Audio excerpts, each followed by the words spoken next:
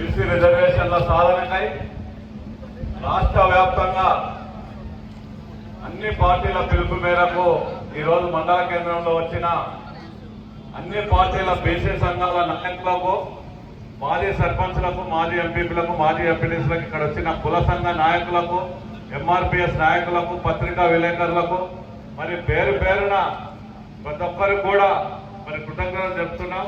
మరి ఇక్కడ చూస్తే ఎందుకంటే అందరు మాట్లాడారు, లాస్ట్కు మాట్లాడాల్సిన మాటలు కూడా ఎందుకంటే ఎక్కువసేపు మీకు విసిగించకుండా మరి ఈరోజు మనం జనాభాలో 60% ఉన్నాం.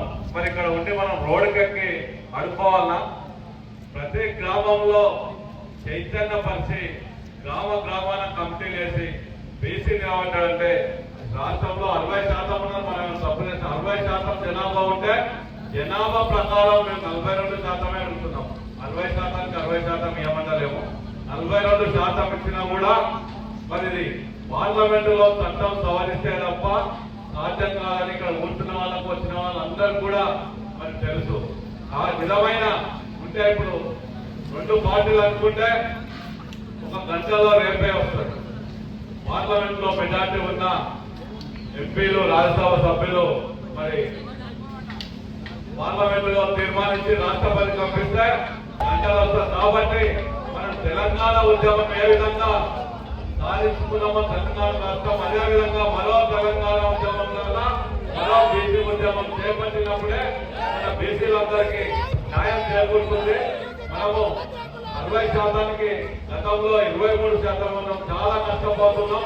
మరి మనం నోటిఫికేషన్ ఇచ్చినాక కూడా కొంతమంది మీకు అందరూ కోర్టుకి తీసుకొచ్చి నిలుపుదల చేసి కొన్ని వర్గాలు మరి వాళ్ళు సంబరాలు కూడా చేస్తున్నారు.